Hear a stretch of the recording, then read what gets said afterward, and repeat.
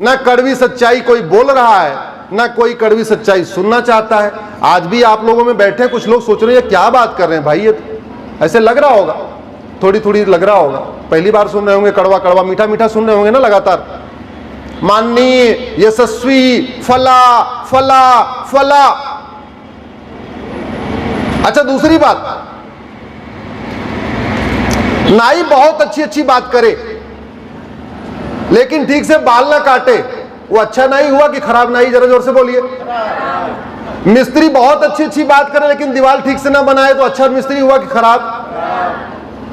Doctor बहुत अच्छी अच्छी बात करे, ठीक से दवा ना दे तो अच्छा हुआ कि खराब? ऐसे नेता बहुत अच्छा अच्छा भाषण दे लेकिन अच्छा कानून न बनाए तो अच्छा हुआ कि खराब? ड्राइवर बहुत अच्छा हो लेकिन गाड़ी खराब हो, यात्रा सुरक्षित हो सकती है क्या? जोर से बोलिए। मिस्त्री बहुत अच्छा हो, उसकी कन्नी वसूली खराब हो, दीवार ठीक से बन सकती है क्या? डॉक्टर बहुत अच्छा हो, उसका ऑपरेशन थिएटर का सामान खराब हो, ऑपरेशन सफल हो सकता है क्या?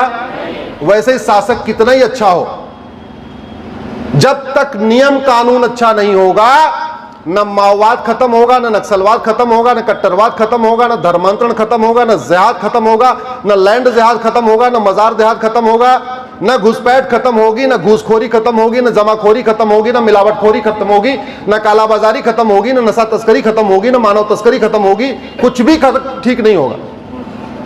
क्योंकि यात्रा तब सुरक्षित होगी जब ड्राइवर भी अच्छा हो और गाड़ी भी अच्छी हो। लेकिन हम ड्राइवर को देख रहे हैं, गाड़ी को देख ही नहीं रहे, गाड़ी है कैसी? मिस्त्री को देख रहे हैं, मिस्त्री के भाषण को देख रहे हैं, मिस्त्री की कन्नी वसूली ठीक है नहीं, कहां से अच्छा घर बना लेगा? और सारे मिस्त्री कह रहे हैं बस एक बार मौका और दे दो, अगली बार घर अच्छा बना दूंगा। मौका मिला, उन्होंने कन्नी वसूली चेंज किया नहीं तो घर अच्छा बना ही नहीं।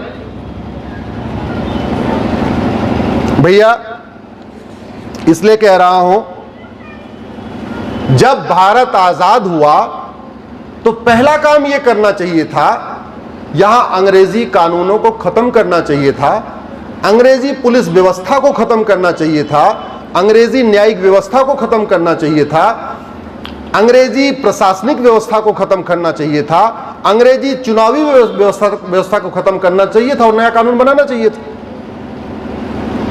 क्योंकि अंग्रेजों ने, मैं बहुत जिम्मेदारी के साथ कह रहा हूं, अंग्रेजों ने एक भी कानून भारत को मजबूत बनाने के लिए, भारत को सशक्त बनाने के लिए, भारत को समृद्ध बनाने के लिए नहीं बनाया था। अंग्रेजों ने 100% कानून लूटने और बांटने के लिए बनाया था। दो ही लक्ष्य था उनका, लूटो और, जोर से बोलिए, लूटो और। लेकिन चूंकि हमारे वाले अंग्रेजों को भी यही आदत पड़ गई थी, लूटो और बांटो, तो उनको लगा कानून पहले बनाया है तो बदलने की क्या जरूरत है। वो भी लूट बांट के गए, हम भी लूटो बांटो, लूटते रहो बांटते रहो। और लूट कितनी पता है? भारत का टोटल बजट 75 लाख करोड़ रुपए है, 75 लाख करोड़, और 75 लाख करोड़ का 20%, मोटा मोटा मैं बता रहा हूं, जो घूसखोरी कमीशन खोरी दलाली में जाता है, यानी 15 लाख करोड़, यानी हर साल 15 लाख करोड़ नेताओं और नौकरशाहों की जेब में चला जाता है। और पैसा किसका है? किसका पैसा? जोर से बोलिए। आप लोगों का। आप लोग जो टैक्स देते हैं, स्कूल की फीस देते हैं, हॉस्पिटल में देते हैं, जो जहां देते हैं, वो सारा पैसा इकट्ठा होता है। टोटल 75 लाख करोड़, उसका 20% यानी 15 लाख करोड़ स्वाहा। अच्छा, जनता भी बेचारी कितनी सीधी है। अभी बेटा 500 रुपए मांग ले और अगले दिन फिर 500 रुपए मांगे, बोले कल तो तुम्हें 500 दिया था, क्या किया उसका? पहले हिसाब दो फिर 500 रुपए दूंगा। ऐसे ही करते हैं ना, जो बड़े समृद्ध होंगे 1000 रुपए दे देते होंगे, लेकिन 500 रुपए से ज्यादा कोई जेब खर्च पर डे देता है क्या? नहीं देते। लेकिन करोड़ों रुपए टैक्स देने वाले, लाखों रुपए टैक्स देने वाले कभी ये नहीं पूछते जो मैंने टैक्स दिया उसका चल क्या रहा है, हिसाब क्या है उसका। आराम से फोटो खिंचवा के खुश है, आशीर्वाद लेके खुश है, हर मामले में सांसद विधायक से जो मिलते भी हैं, कुछ लोग आशीर्वाद लेने के लिए मिलते हैं, कुछ लोग शादी का कार्ड देने के लिए मिलते हैं, कुछ लोग बर्थडे पे इनवाइट करने के लिए मिलते हैं, बाकी लोग कुछ पद मांगने के लिए मिलते हैं। सच्चाई तो यह है, देश के लिए कोई नहीं मिलता, कोई से नहीं। मैं आप लोगों से बात नहीं कर रहा हूं, क्योंकि ये 2 करोड़ लोग देखने वाले हैं। ईमानदारी से बताइए, कभी निस्वार्थ भाव से साल में 1 दिन हम अपने सांसद विधायक से यह कहने के लिए मिलते हैं कि हमारी पुलिस व्यवस्था ठीक कब होगी। ये जो हमारी पुलिस 1861 वाले बने कानून से चल रही है, ये कानून कब बदलेगा? ये 1860 वाला इंडियन पिनल कोड कब बदलेगा? 1872 वाला एविडेंस एक्ट कब बदलेगा? 1937 का शरीयत एक्ट कब बदलेगा? क्रिश्चियन मैरिज एक्ट कब बदलेगा?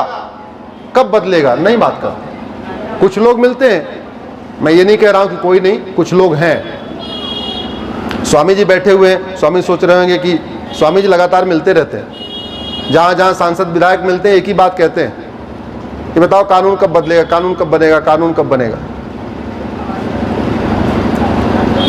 साथियों, ना हमने अंग्रेजों के कानून खत्म किए, ना हमने मुगलों का सिस्टम खत्म किया, और उल्टा जो मुगलिया सिस्टम था, जो अंग्रेजी कानून था, उसको हमने कंटिन्यू किया। यह भारत का संविधान है। यह संविधान कहता है भारत की संस्कृति की रक्षा करने की जिम्मेदारी किसकी है? सांसद और विधायक की। इसमें सांसदों की शपथ है, विधायकों की शपथ है। ये बिटिया ला कर रही है, शेड्यूल 3 खोल के देखना, उसमें सुप्रीम कोर्ट के जजेस की शपथ है, हाई कोर्ट के जजेस की शपथ है, कैबिनेट मिनिस्टर की शपथ है, इस चीफ मिनिस्टर की शपथ है, सबकी इसमें शपथ है। सारे लोग शपथ क्या लेते हैं? मैं संविधान के अनुसार, संवैधानिक भावनाओं के अनुसार कार्य करूंगा, ये शपथ लेते हैं। और संविधान क्या कहता है? संविधान कहता है कि भारतीय भाषाओं का प्रचार प्रसार होना चाहिए। संविधान कहता है भारतीय शिक्षा व्यवस्था का प्रचार प्रसार होना चाहिए। संविधान कहता है भारतीय परंपरा का प्रचार प्रसार होना चाहिए। संविधान कहता है भारतीय रीति रिवाज का प्रचार प्रसार होना चाहिए। संविधान कहता है भारतीय संस्कारों का प्रचार प्रसार होना चाहिए। संविधान कहता है सर्वधर्म समभाव जन जन में पहुंचना चाहिए। संविधान कहता है नारी तू नारायणी की भावना सबके अंदर व्याप्त होनी चाहिए। संविधान कहता है वसुधैव कुटुंबकम की भावना सबके अंदर व्याप्त होनी चाहिए। संविधान कहता है प्रकृति के प्रति प्रेम होना चाहिए। संविधान कहता है कि जो हमारी प्राचीन वैदिक परंपरा है उसका प्रचार प्रसार होना चाहिए। और अब तो इस संविधान में हट गया, नहीं तो संविधान के प्रथम पृष्ठ पे राम दरबार होता था।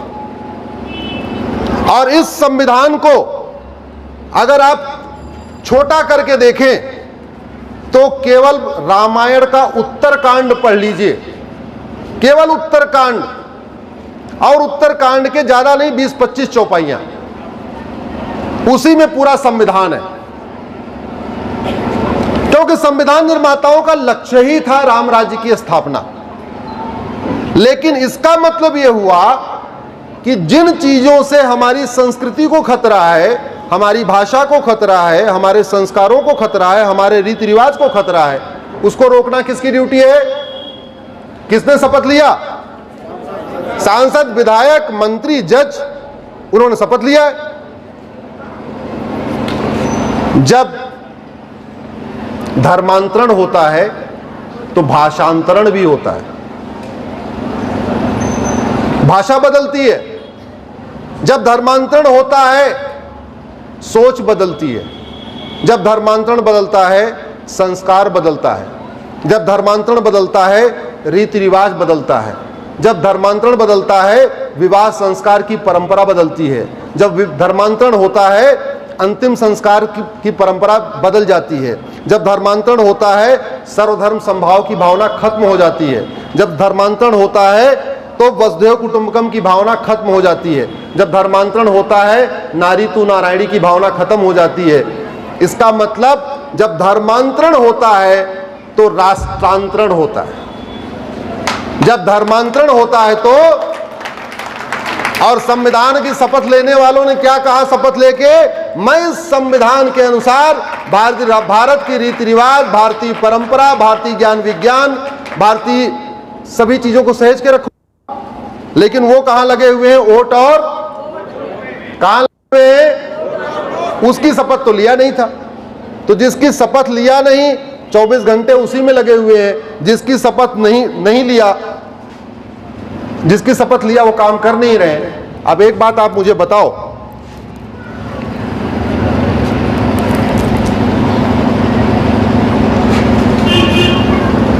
ड्राइवर तनख्वाह तो ले लेकिन ठीक से गाड़ी न चलाए तो क्या कहेंगे उसको,